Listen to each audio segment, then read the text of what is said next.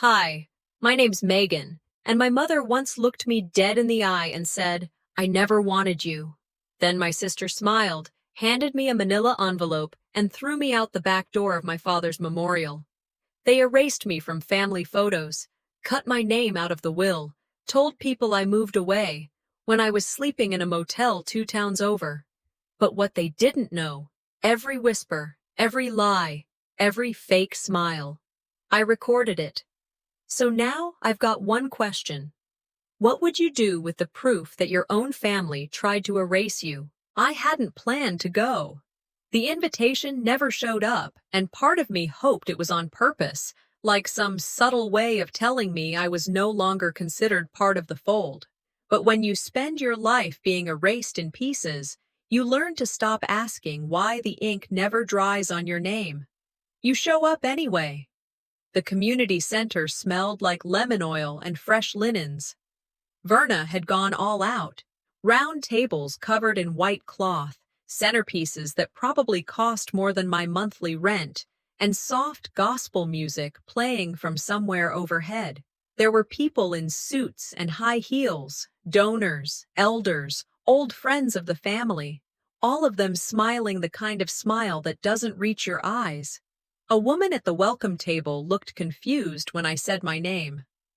Oh, we don't have a printed tag for you. Here, just use this. She handed me a sticker labeled Guest in red block letters. Verna caught sight of me from across the room. Her smile didn't reach her eyes either. She walked over with her hands folded like a politician. Didn't expect to see you here, she said, flat and sweet. Neither did I said. She kissed my cheek like we were fine.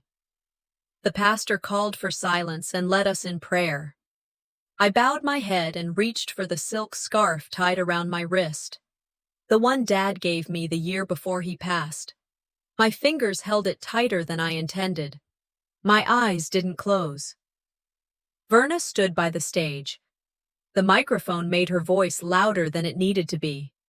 I want to take a moment to thank my siblings, David, Caroline, and Micah, for holding the family together this year.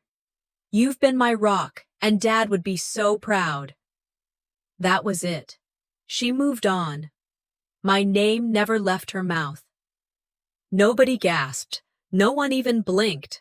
A few people glanced at me, some with pity, some pretending not to notice. I kept my face blank, but my stomach turned. I sat still, hands flat on my thighs. I thought maybe I misheard. Maybe she just skipped it by accident. But I knew better. This wasn't a mistake. It was a statement. In that moment, I remembered the school play in 8th grade. I played the lead. They brought roses for Verna, who had been in the audience, said she had the real talent in the family. I stood and walked toward the hallway. My legs didn't shake, but my hands did. I held the scarf like it could stop my chest from cracking open. No one stopped me. When I returned, the seating was already sorted. Cards with names printed in cursive sat at every place, except mine. There was a table near the kitchen doors. Fluorescent light from the hallway spilled across it. My name was written on a blank card in thick Sharpie. Megan K. Slanted, smudged, like an afterthought. 2 teenage volunteers and a catering assistant were seated there already, half-eaten rolls on their plates. One of the church deacons passed by and paused when he saw me. Didn't realize you were family, he said. Thought maybe you were helping serve. I didn't correct him. I folded the cloth napkin on my plate into the shape of a small leaf. My father taught me that when I was 10. He said folding something into beauty gives you a moment of peace nobody can steal. I placed it on my lap. No one spoke to me during dinner. I wasn't surprised. After the meal, I walked through the side hallway toward the back exit. Along the wall were framed photographs of local families, the honored, the charitable, the ones who gave back. Ours was there too. It showed Verna, David, Caroline, Micah, and our parents. Everyone smiling in matching blue tones. I wasn't in the photo. not even cropped out. I simply wasn't there. I stared at it long enough for the lights above to buzz. A little boy wandered by holding a juice pouch, staring at the photo with me. He looked up and asked, "Are you the new janitor?" I smiled without teeth. "No, sweetheart. I used to live in that house too." He nodded, satisfied, and ran off. That's when I heard the laugh. I turned the corner and saw Verna standing in the alcove near the staff kitchen. Next to her, our mother, both of them smiling, whispering. "She always sulks," Mom said, just loud enough. "Let her. She'll leave soon enough. She always does." The air didn't leave my lungs. It calcified. I reached into my purse, pulled out my phone, and tapped record. I didn't know what I was going to do with that recording yet, but something inside me shifted the moment I hit that button. The door clicked shut behind me, a soft finality that didn't match the weight in the air. I had stepped into the back hallway behind the community center kitchen just to grab my scarf and leave unnoticed. Instead, I found a trap already set. Verna stood by the door with that practiced smile she wore like lip gloss, shiny, cold, quick to smear. She locked it. My mother, Lorene, sat in a folding chair at the end of the hallway like she'd been waiting hours. Her purse rested on her lap, knuckles white around the strap. She didn't say a word. I scanned both of them. No warmth, no confusion, just a silence too heavy to be casual. "What is this?" I asked, my hand already inching toward the scarf still tucked on the metal rack. Verna held up a folder with one hand, the other on her hip like a traffic cop about to write a ticket. "Bank records," she said. "Dad's estate account. Someone accessed it. Funds are missing." I blinked once, then twice. "You're kidding." "No," she said, opening the folder like a stage magician unveiling the trick. "This withdrawal, $3,200, came from the joint executor account. It's in your name." I looked at the page, the date, the routing numbers. They were mine, but I hadn't touched a thing since the funeral. Hell, I didn't even remember setting up online access. "That's not possible. I didn't—" Lorene finally spoke. Her voice wasn't angry. It was something worse, flat, final. "Your father would be ashamed." I turned to her. "You think I took money from my own father's account?" "You don't need to perform," Verna interrupted. "This isn't for show. It's just cleanup."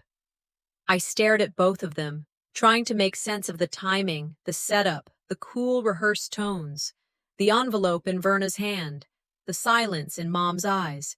It hit me. They'd been building this. "You had this ready," I said slowly. "Before tonight." Verna didn't flinch. "We know who you are."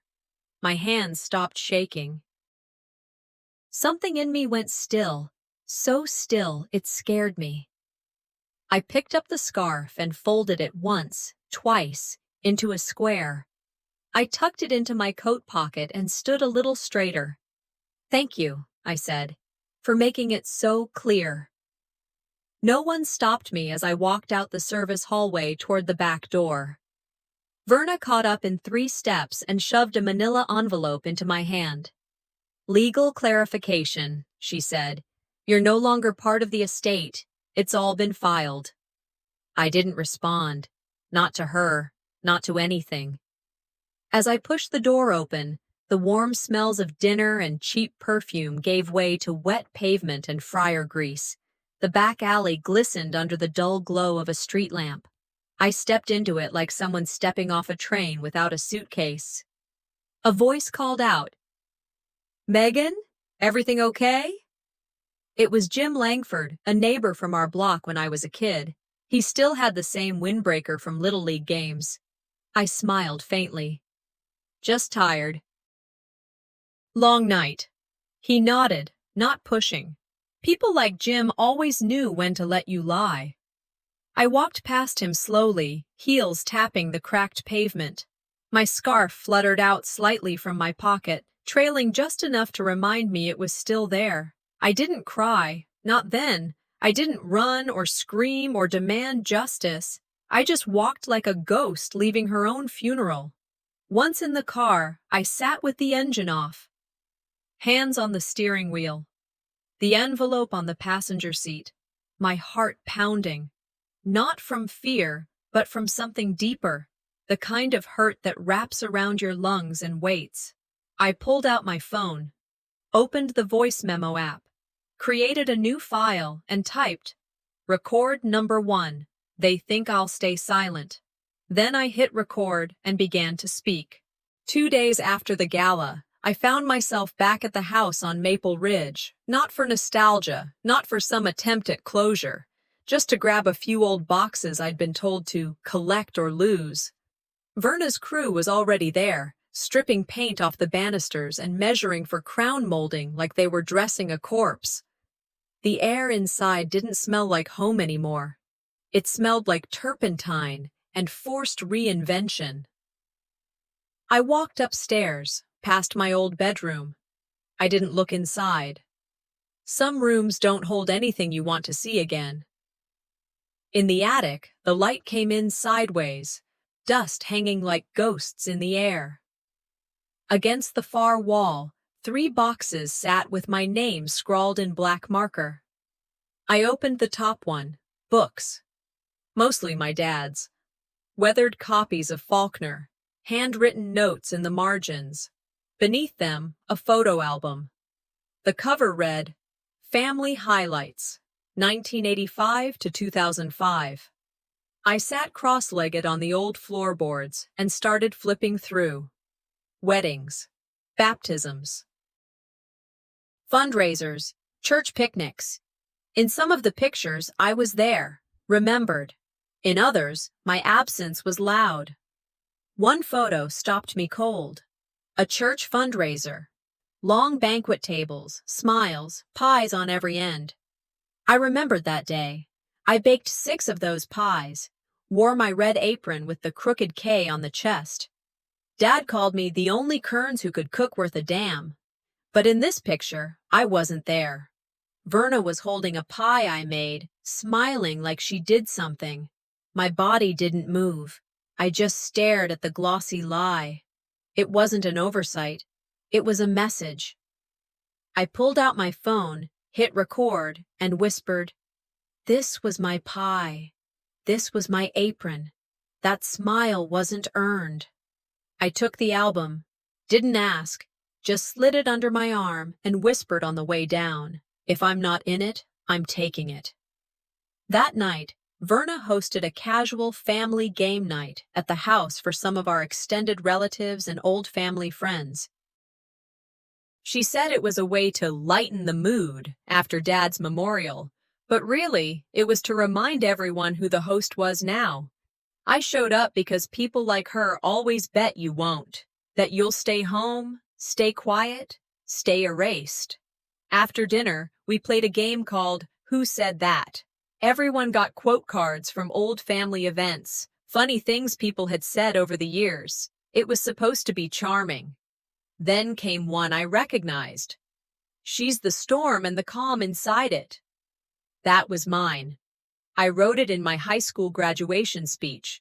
Verna had claimed I got it from a TV show. Now the card read, "Said by Verna Kearns, high school valedictorian 2003. I wasn't even the valedictorian. Another quote, "Dad always said grace with his eyes closed because he couldn't bear to see us squirm," was credited to our cousin Jeremy. I said that once at Thanksgiving. Everyone laughed. It became a thing. Verna smiled. "Oh, we all said those things." No one owns memories. I nodded slowly, said nothing, but inside I wrote it down, mentally. Every word they'd taken and branded as theirs. They weren't just erasing me, they were plagiarizing my life. Later, back in the guest room, if you can call a mattress on the floor and a borrowed blanket that, I started a list in my notebook. Things I remember that they don't. I wrote about the time Dad taught me how to patch drywall while Verna was off at youth group pretending to be perfect. I wrote about Mom's grief the day her own mother died, The way she sobbed in the laundry room while everyone else made casseroles.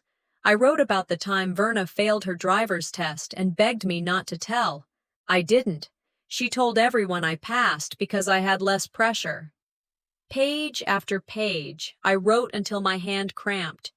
These weren't anecdotes. They were proof. My own personal record, unfiltered, unedited, unseen. I folded the notebook closed and carried it out to my car. Before turning the key, I opened the glove box and slid it in next to my scarf. Memory is a political act, I said aloud. To remember what others wish you'd forget is resistance.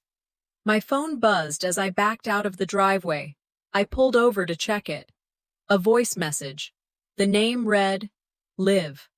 I hadn't heard from her in 6 years. Verna's ex. The one who disappeared from family events without warning.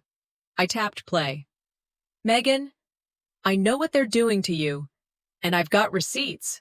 We met in a diner off Highway 72, the kind that smells like burnt toast and fried eggs no matter the time of day. Liv was already there, sitting in a booth by the window, a ball cap low over her face and a stack of manila folders next to her half-drunk coffee. She didn't hug me. We weren't that kind of familiar anymore. But she did nod like she still remembered who I used to be.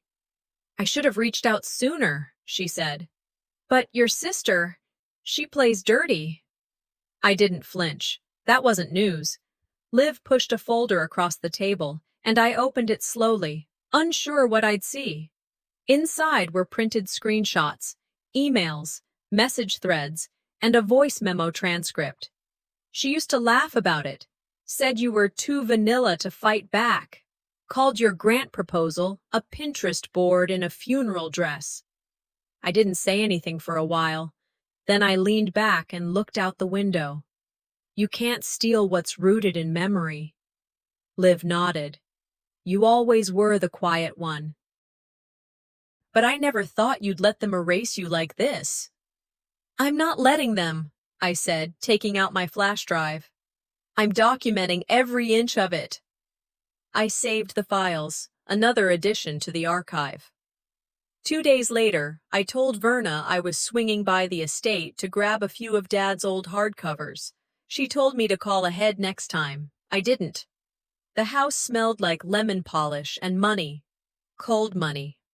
I walked through the front hall like I had when I was 9, holding Dad's hand.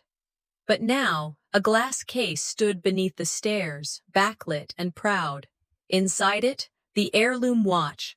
My father had promised it to me the summer I helped him rebuild the front porch. Said, when they doubt you, remember who I chose. The brass plate beneath the display read, passed to Verna Halloran for exemplary stewardship of the Kearns legacy. My throat didn't tighten. My eyes didn't sting. I took out my phone, snapped a photo, and said softly to the air, they can wear it, but they'll never carry the weight behind it. Then I walked out. Later that week, I went to a fundraising gala hosted downtown. A former student of mine, now a city staffer, had invited me. I figured it'd be an hour of small talk and smiling through wine. But when I walked in, I saw the chandeliers first, the ones I'd helped save years ago through a local preservation push. I remembered standing in that room, arguing why the original fixtures mattered.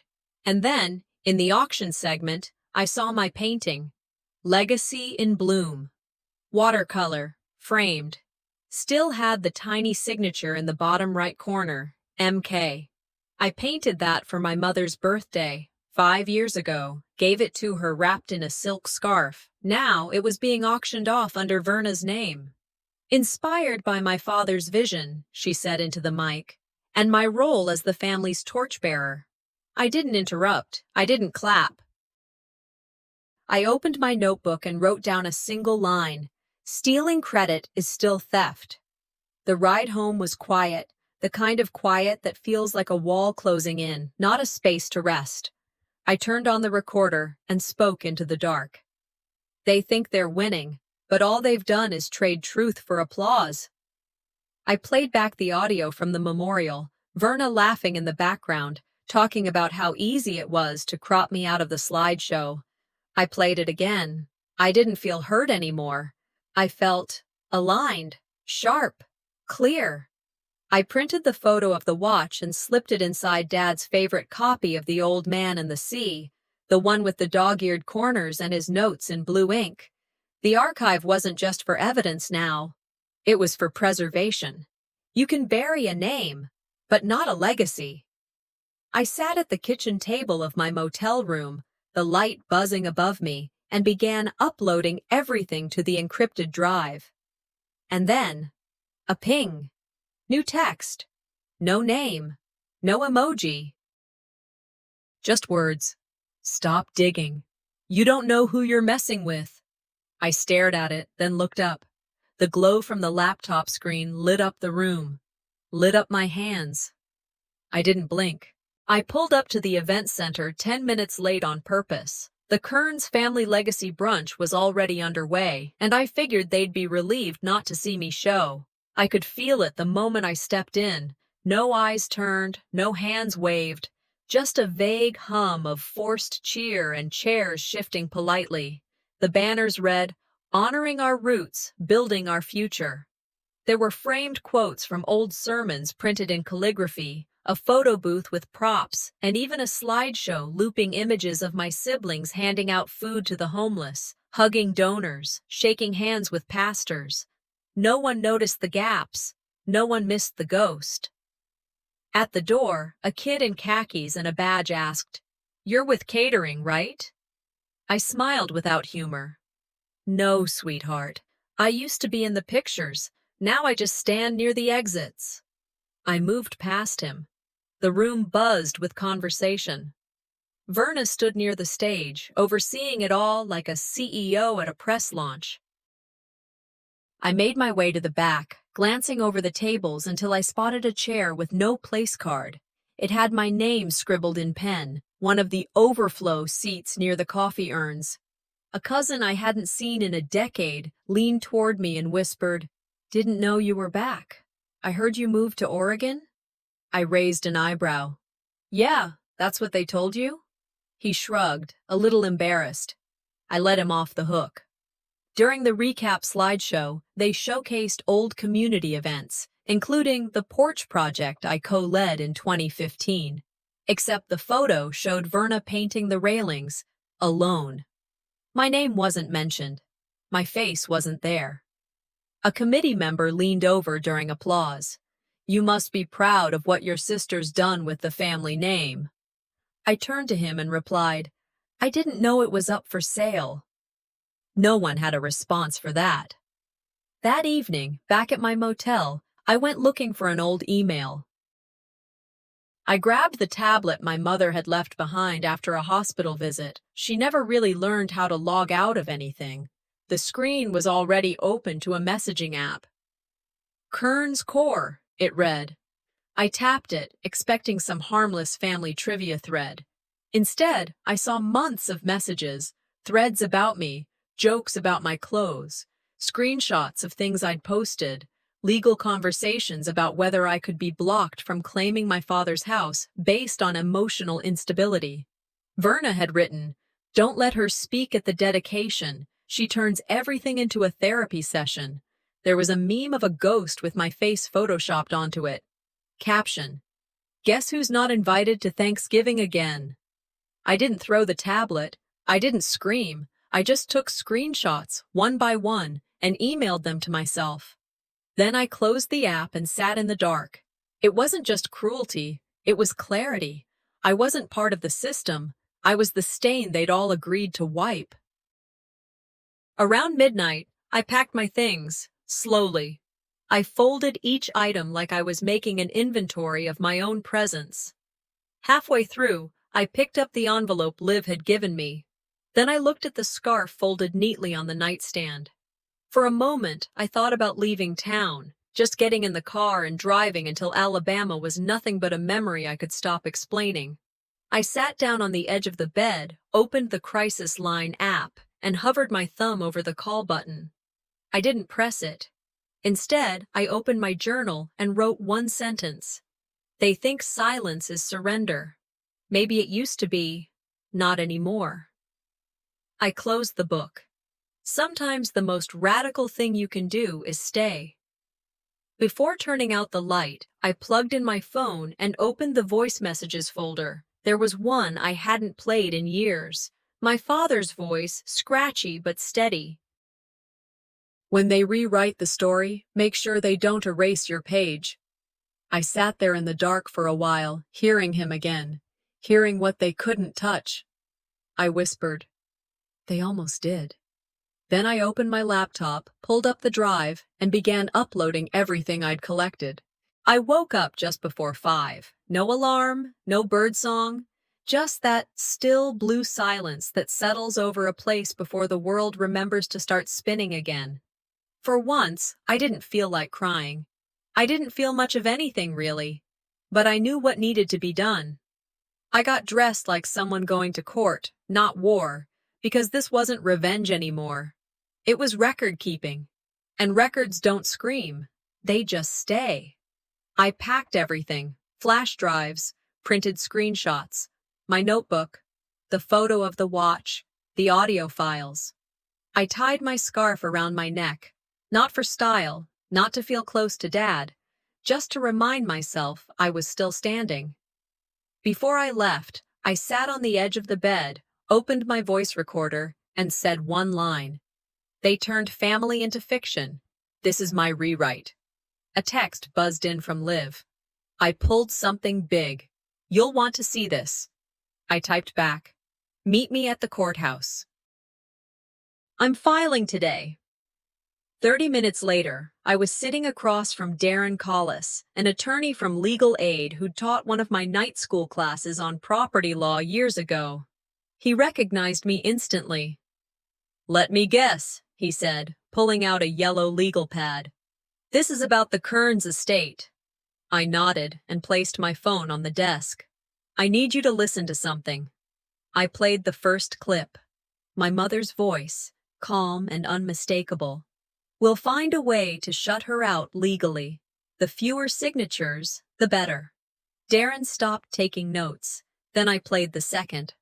Verna, laughing. "Megan doesn't even know she's already cut out. She's a ghost. Always was."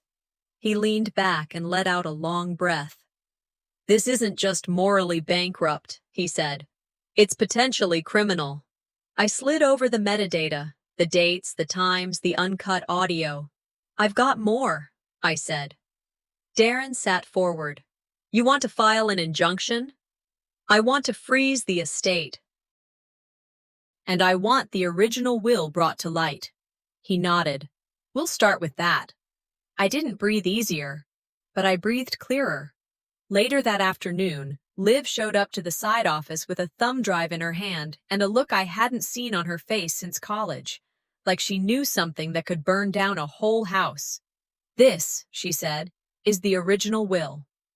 I blinked.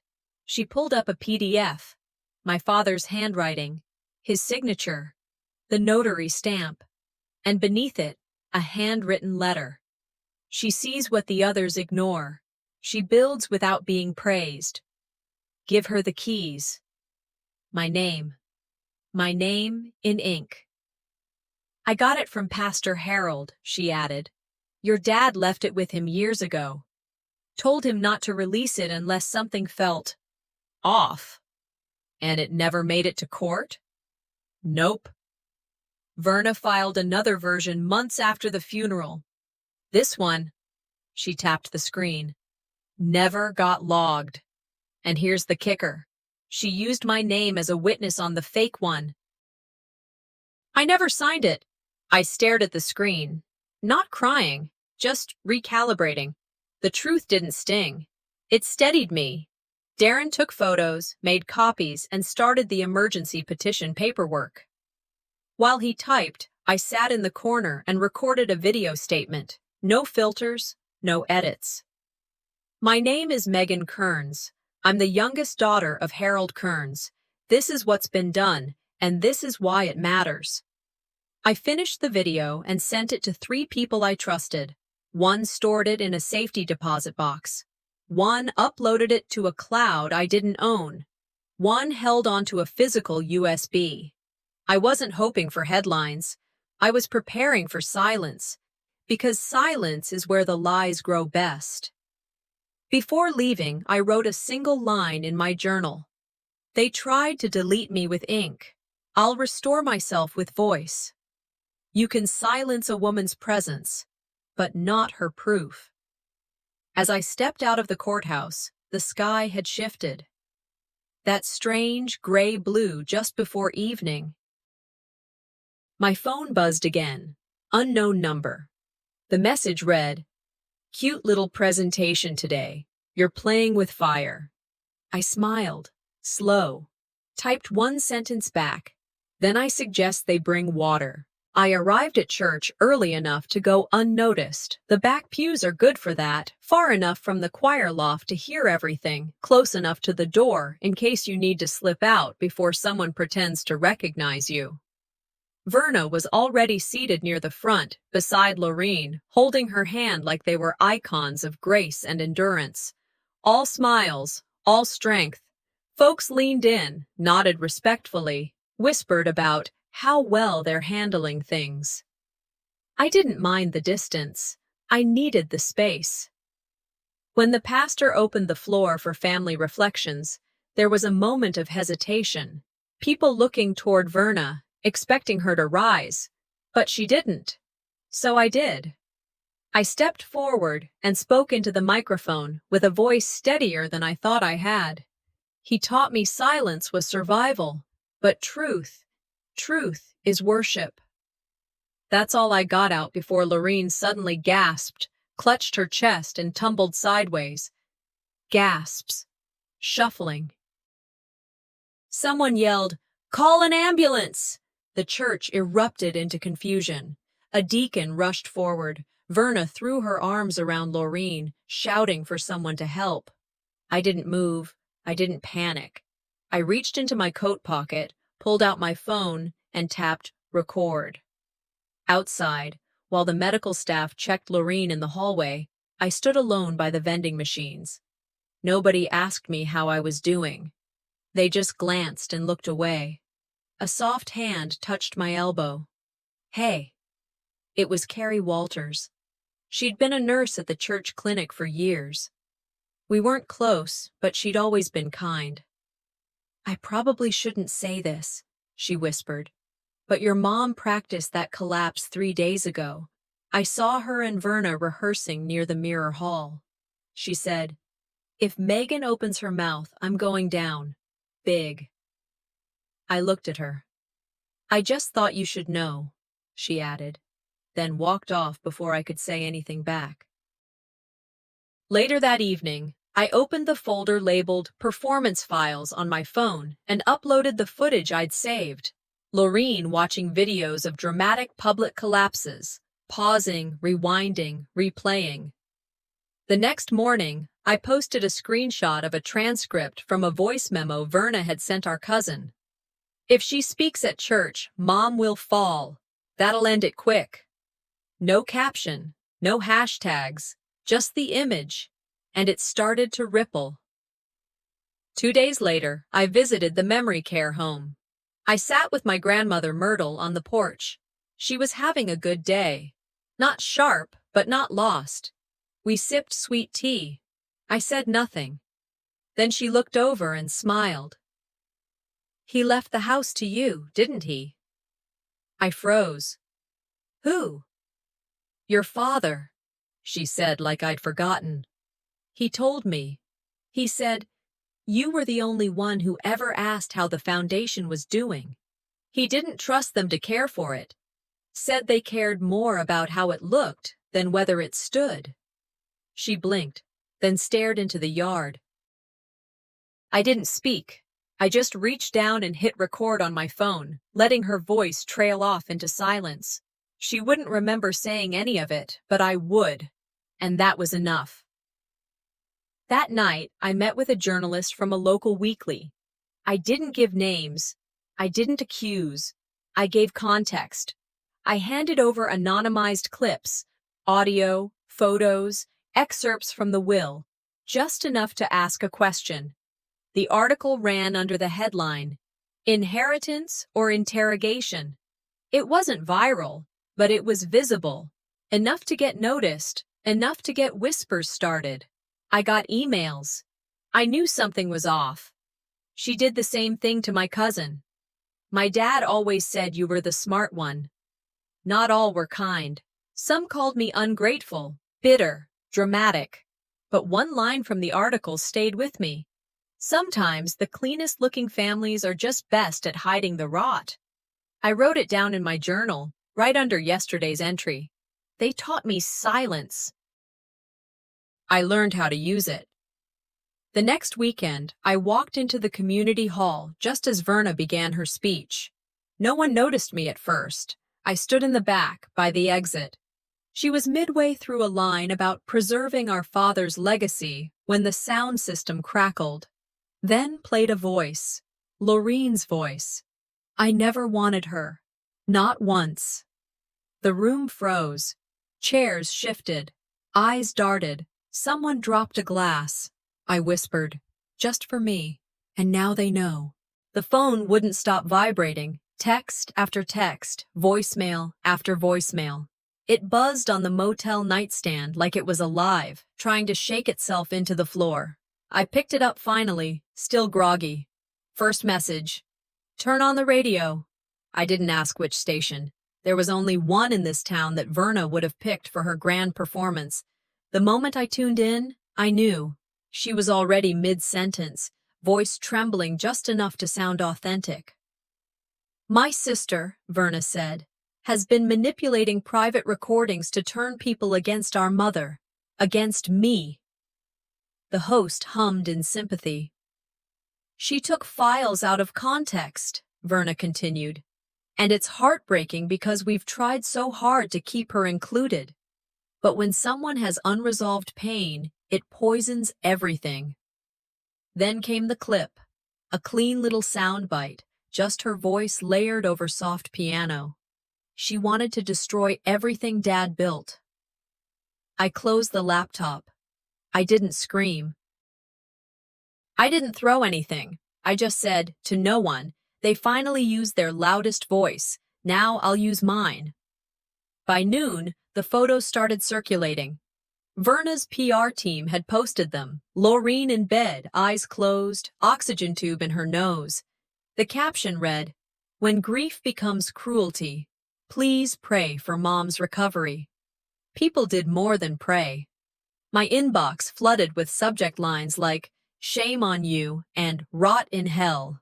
There were gifs of snakes. One called me Judas in Flats. A national blog reposted the radio interview without checking anything. Liv called, "You okay?" I nodded, then realized she couldn't see me. They're overplaying their hand. You want me to clap back? No, let them lie on record, I said. I'll destroy them using the one thing they can't fake. Truth. We worked fast.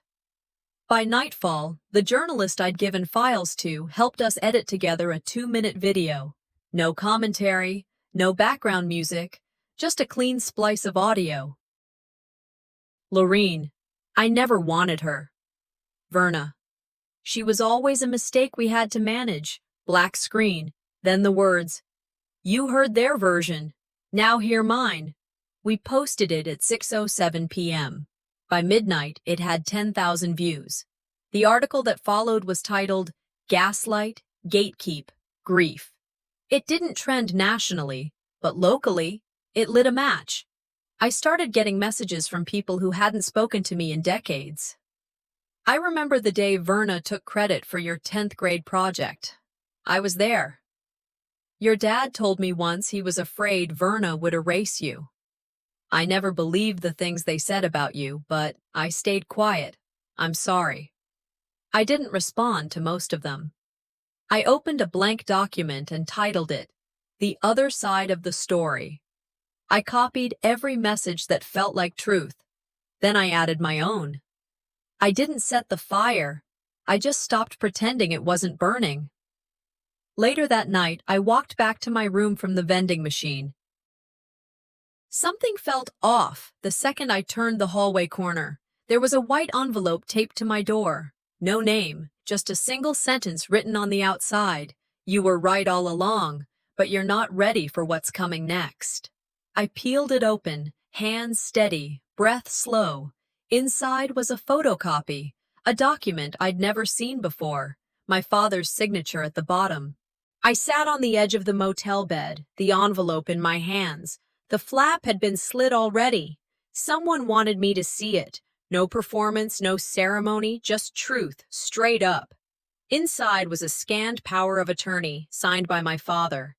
There was a clause I hadn't seen before. A supplemental page tucked behind the legalese. It transferred temporary control of family assets to me. Activated only if I were ever excluded, silenced, or falsely accused by another heir. They'd triggered it themselves. I folded the papers slowly, placed them back in the envelope, and drove to the courthouse with the heater off, windows cracked. Cold air cleared my thoughts better than coffee. Darren, my attorney, read the document twice before looking up. "This'll hold," he said. "It's quiet, but it's valid. We can file today." "No press," I told him. "No statements, just legal recognition." He nodded. Truth doesn't need to shout when it's signed in ink. The next day, at a local fundraiser, I spotted my niece at the refreshment table. She was scribbling with a crayon, eyes focused. When she looked up, she smiled wide and said, "My mom says you're just a sad story with loud shoes." I didn't laugh. I knelt beside her and said, "Your mom used to be the quiet one. I guess some stories repeat." She blinked at me, unsure whether I was joking. I stood and walked away with no bitterness, only a quiet ache. She didn't mean it. She was just echoing what she'd heard in the kitchen, in the car, in rooms where adults thought kids weren't listening. Back at the motel, I opened my journal and wrote, "Children carry the echoes of what we fail to heal." A few days later, I went to the library downtown. They were setting up a new exhibit on foundations of community. My father's face was on the center panel. Beside him stood my siblings, every one of them. Except me. Same old picture. Same old pattern. I reached into my purse, pulled out a folded napkin shaped like a leaf, and placed it gently on the base of the panel. No speech, no confrontation, just presence.